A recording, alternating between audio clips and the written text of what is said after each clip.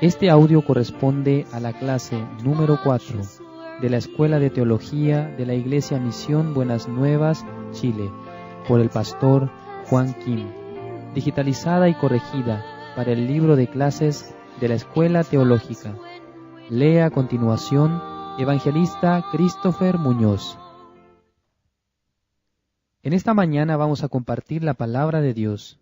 San Lucas 10, desde el versículo 25. Y he aquí un intérprete de la ley se levantó y dijo, para probarle, Maestro, ¿haciendo qué cosa heredaré la vida eterna? Él le dijo, ¿qué está escrito en la ley? ¿Cómo lees? Aquel respondiendo dijo, amarás al Señor tu Dios con todo tu corazón y con toda tu alma, y con todas tus fuerzas y con toda tu mente, y a tu prójimo como a ti mismo. Y le dijo, bien has respondido, haz esto y vivirás.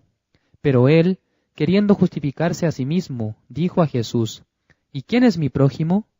Respondiendo Jesús dijo, un hombre descendía de Jerusalén a Jericó, y cayó en manos de ladrones, los cuales le despojaron, e hiriéndole se fueron, dejándole medio muerto. Aconteció que descendió un sacerdote por aquel camino, y viéndole pasó de largo. Asimismo un levita, llegando cerca de aquel lugar, y viéndole pasó de largo.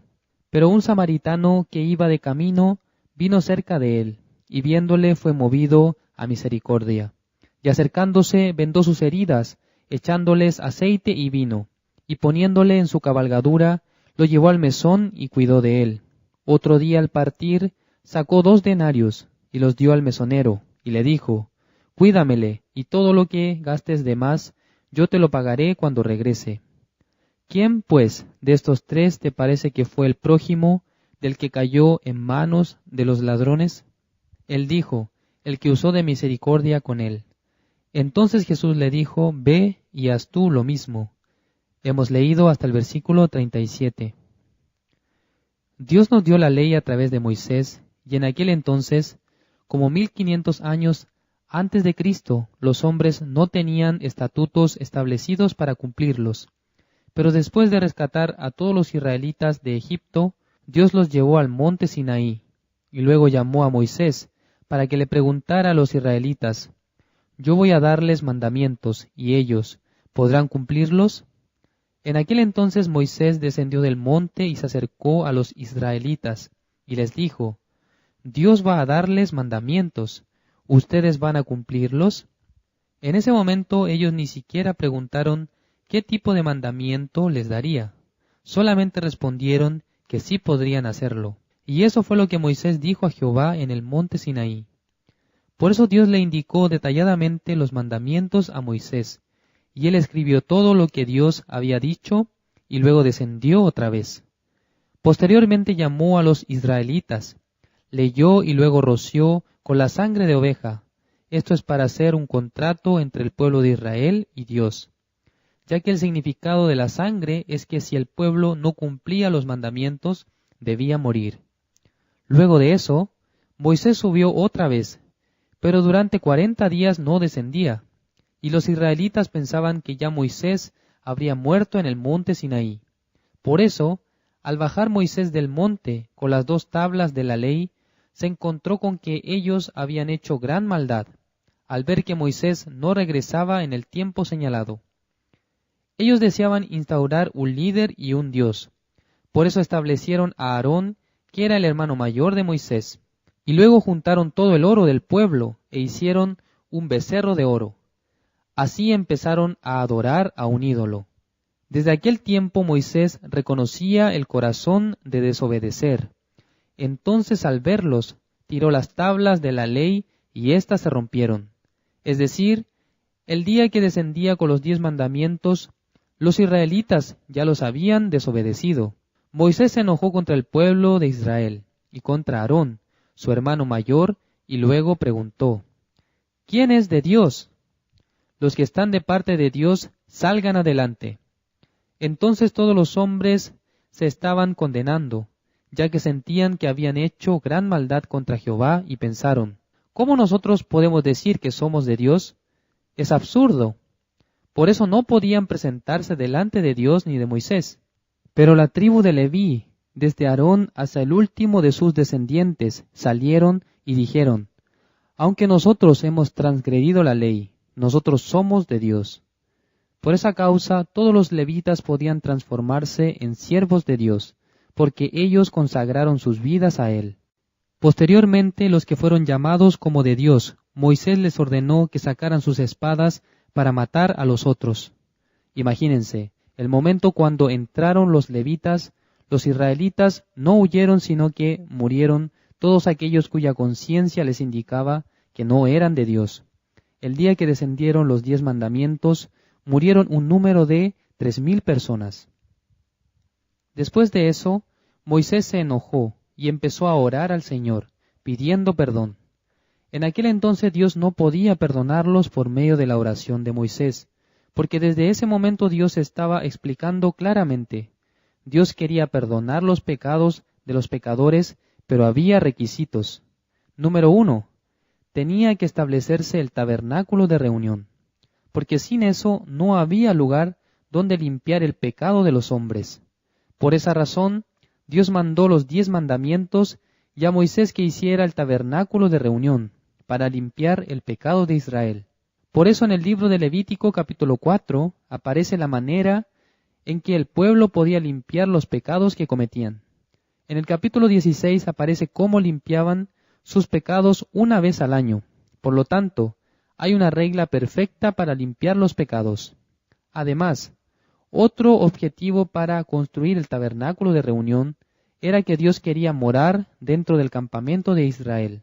Y para eso tenía que preparar un lugar santo y un lugar santísimo dentro del tabernáculo de reunión. Habiendo un lugar santo y un lugar santísimo, significa que Dios ya tiene una manera para perdonar los pecados de Israel.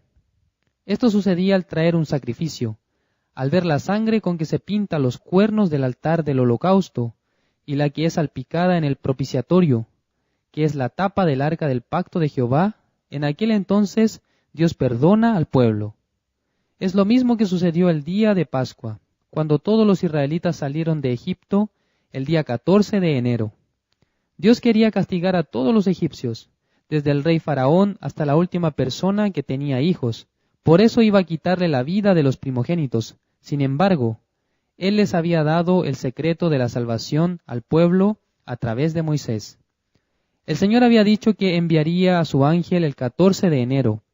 Por eso todos los israelitas el día 10 tenían que preparar sacrificios, un cordero sin defecto, y luego guardarlo durante 4 días y sacrificarlo. Tomando su sangre, debían pintar los postes de la puerta y el dintel. De esa manera Dios les enseñó que al ver la sangre con la que se había pintado la puerta, no recibirían castigo. Algo tan sencillo como eso es el secreto de la salvación. No es otra cosa, sino que los que se quedaban en esa casa, sí o sí, tenían que matar una oveja y pintar los postes y el dintel nada más. Esa fue la promesa de Dios, y por eso el día 14 de enero, cuando llegó el ángel que fue enviado de Dios, recorrió todas las casas, y sin ver la obra del hombre que la habitaba, solo vio la sangre en la puerta, que significa que un sacrificio murió en vez del primogénito, y podían recibir la salvación. Este sacrificio es la sombra de nuestro Señor Jesucristo, porque Él debía morir el día de la Pascua, y su sangre quedaría pintada en nuestros corazones por la fe. Dios no quiere ver nuestra obra para darnos la salvación, sino que quiere ver la puerta de nuestro corazón, si es que está pintada con la sangre de Jesucristo o no. Hemos leído San Lucas capítulo 10 del versículo 25 hasta el 37. En esta palabra Dios nos enseña claramente que hay un grupo de gente que quiere mostrar sus buenas obras, y aunque no aparece el nombre de este hombre de la historia, sí aparece su cargo. Como dice en el versículo 25, y he aquí un intérprete de la ley se levantó y dijo para probarle. Esa es su posición, es un intérprete de la ley. Eso significa que es maestro de la ley, y como tal, cada día enseñaba los mandamientos a la gente, y por lo mismo siempre leía desde Génesis hasta Malaquías, es decir, el Antiguo Testamento. Él descubrió un secreto en la palabra de Dios. Era que la gente que pueda cumplir los 10 mandamientos podría recibir la vida eterna. La vida eterna significa que puede entrar en el reino de Dios. Recibiría la salvación por sus obras. Él sabía que por esa razón, para tal persona no sería necesario encontrar al Salvador. Para ella era suficiente lograr ser salvo por su obra.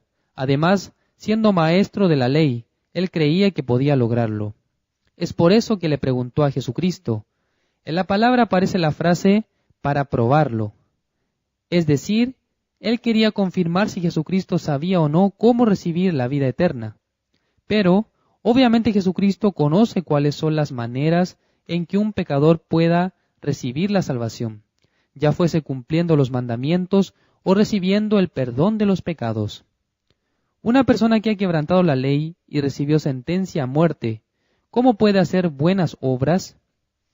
En Corea del Sur hay una ley que estipula que al cometer un delito considerado de gravedad, se otorga la sentencia a muerte, y por ello tiene que pasar por 3 juicios.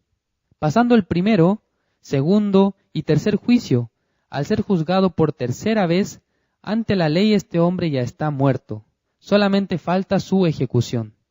Por esa razón, aquel que recibió el juicio y fue condenado a muerte, aunque continúa con vida, por la ley ya está muerto y es por eso que su obra no vale nada.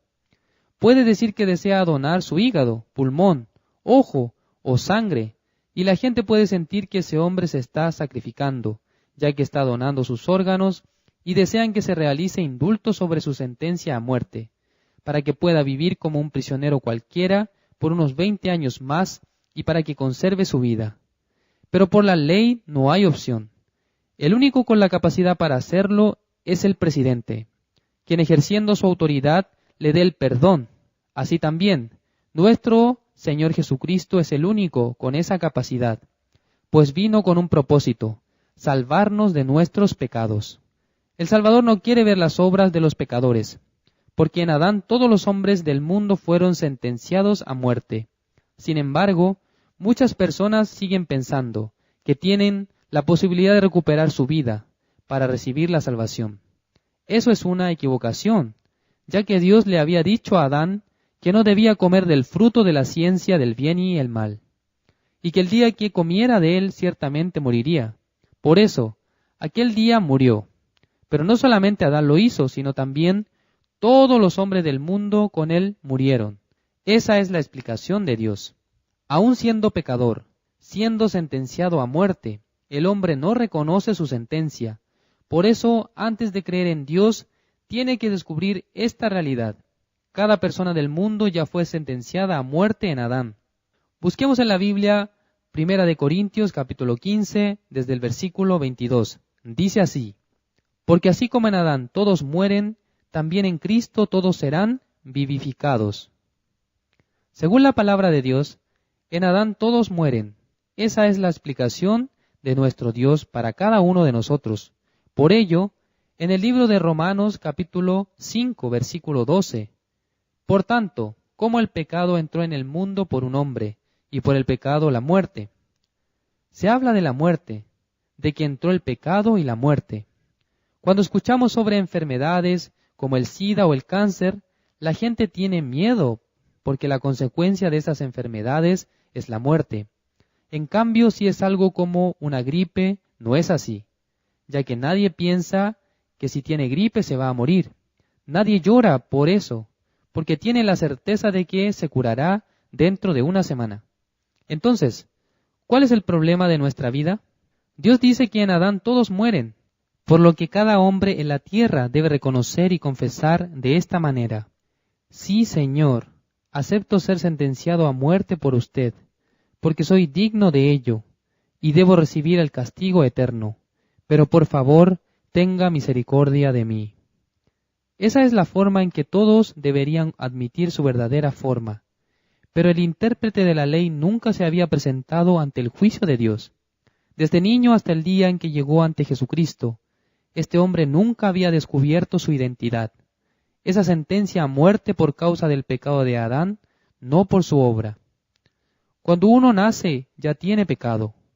Y es por eso que Jesucristo le dice a las personas que tienen que renacer, ya que nacieron con pecado por la carne, tienen que renacer por el agua y el Espíritu Santo de Dios. Con esto se refiere al agua como la palabra de Dios que limpia nuestros pecados. Por eso en el Evangelio se manifiesta la justicia de Dios, porque no hay justicia propia en el pecador, ya que Dios no reconoce las obras de aquel que fue sentenciado a muerte. Además, Jesucristo conoce a cada uno de los hombres del mundo y el tipo de corazón con el que están viviendo.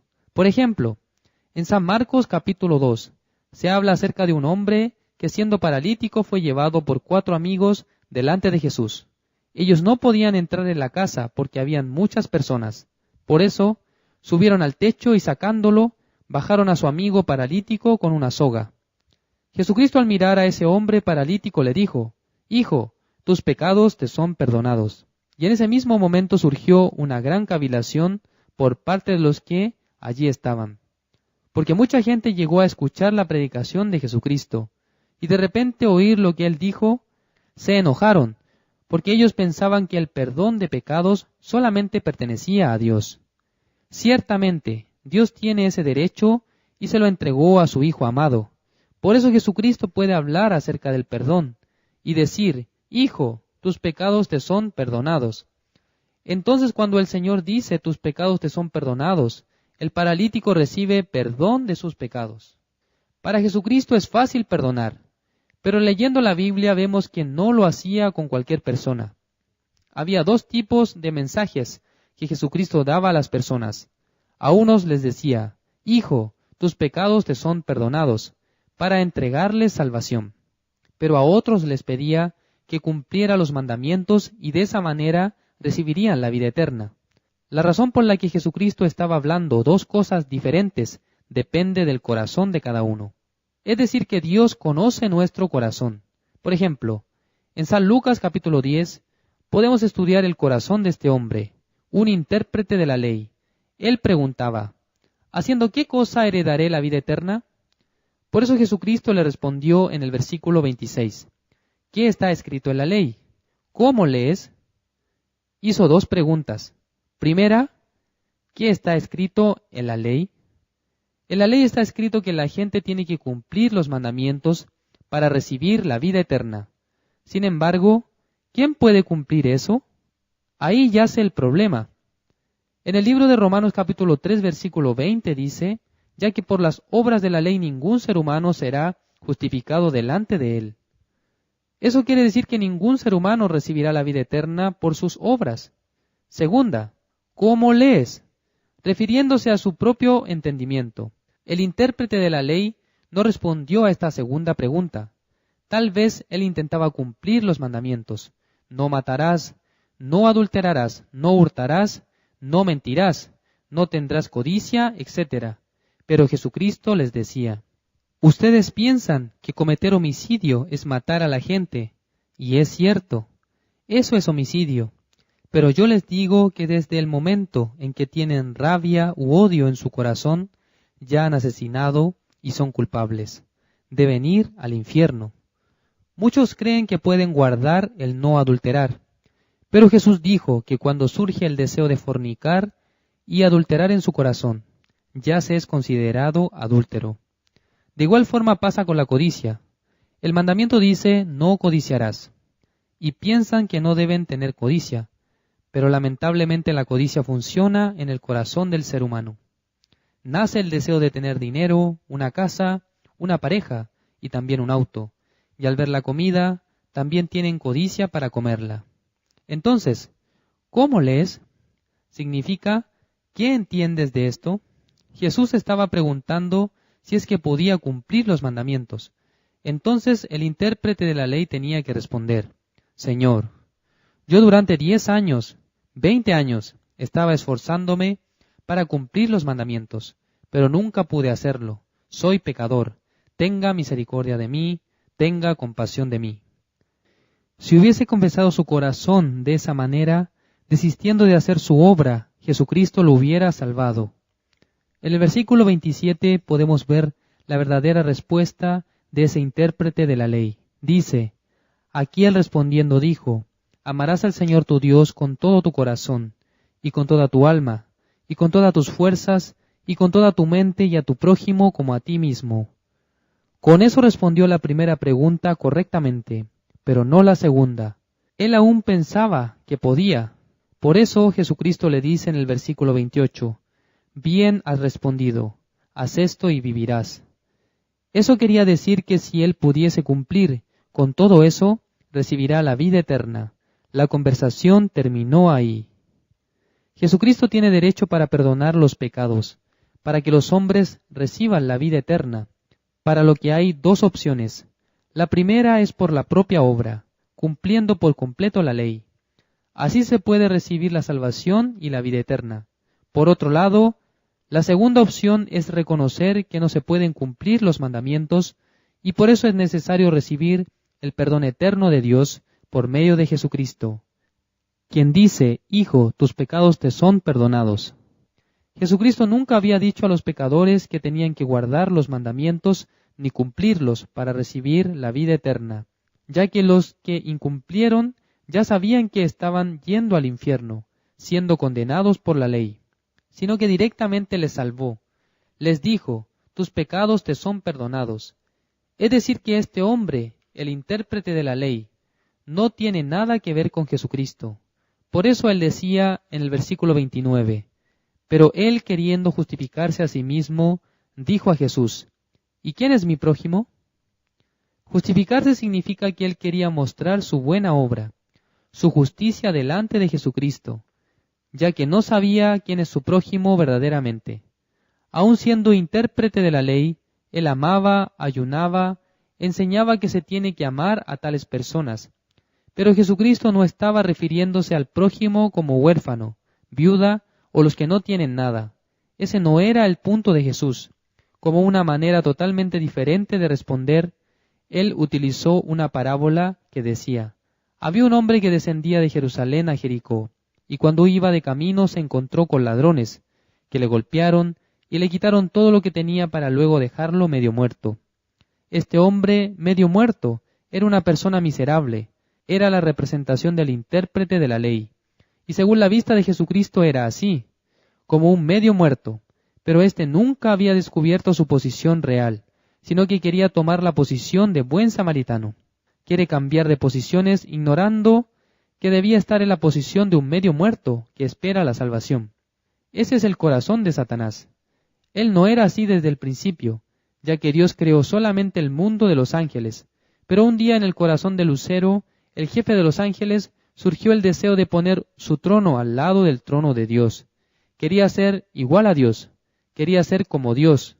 Ese es un gran pecado porque siendo criatura quiso ser igual al Creador. Este pecado para Dios es más grande que el homicidio, el adulterio, el robo, la mentira y la estafa. Es el mayor de todos. Es el pecado que Dios no puede aguantar, y por eso rechazó a todos los ángeles que lo seguían y los convirtió en demonios. Luego Satanás descendió del cielo a la tierra y teniendo ese deseo de ser como Dios, lo trasladó a Eva, a través del engaño. Dios le había dicho a Adán que si comían del fruto de la ciencia del bien y del mal, iban a morir. Pero Satanás le dijo a Eva, no morirás, insistiendo en que el día que de él comieres, serán abiertos sus ojos y serán como Dios, sabiendo el bien y el mal. Es decir que el deseo del corazón de Satanás se trasladó al corazón de Eva, para que Eva tuviera el deseo de ser como Dios, y por eso comió y luego le dio del fruto a Adán. Ella le mostró a Adán que había comido del fruto pero no había muerto, que podrían ser como Dios, y así Adán quiso ser como Dios también. Primera de Corintios capítulo 15 versículo 22 dice que todos mueren en Adán. Es decir que cada uno de los hombres del mundo en Adán queríamos ser como Dios. El mismo pecado de Adán surge en el corazón de nosotros, y ese corazón es suficiente para ser dignos de muerte, dignos de ser lanzados al infierno. Según la palabra de Dios por causa de Adán, que recibió el pecado, llamado pecado original, es suficiente para llevar su espíritu y alma al infierno. Pero la gente no piensa así, sino que solamente ponen atención a su obra, si cometen pecado o no, si guarda los mandamientos o no. Es igual que aquel que es sentenciado a muerte, ya finalizado el juicio. Falta solamente escuchar el veredicto, pero este hombre piensa que debe cumplir la ley de Corea del Sur. Si esa persona trata de ser buena gente delante del juez, está loco, porque ya no hay opción. Este hombre que estaba medio muerto en el camino, ¿a quién se refiere? ¿A nuestro prójimo o a nosotros mismos? Mucha gente está pensando que Jesucristo está explicando acerca de la obra del samaritano que tuvo misericordia, y que por eso nosotros tenemos que ser igual que el samaritano, y creen que pueden ser samaritanos. Pero el samaritano es Jesucristo, porque el intérprete de la ley es igual que el medio muerto. Al no poder cumplir los mandamientos, condenado por la ley, la gente está muriendo a causa del pecado. Pero si cada uno entiende su verdadera posición, entonces Jesucristo va a salvarlo. Para ver el corazón del samaritano, veamos el versículo 33.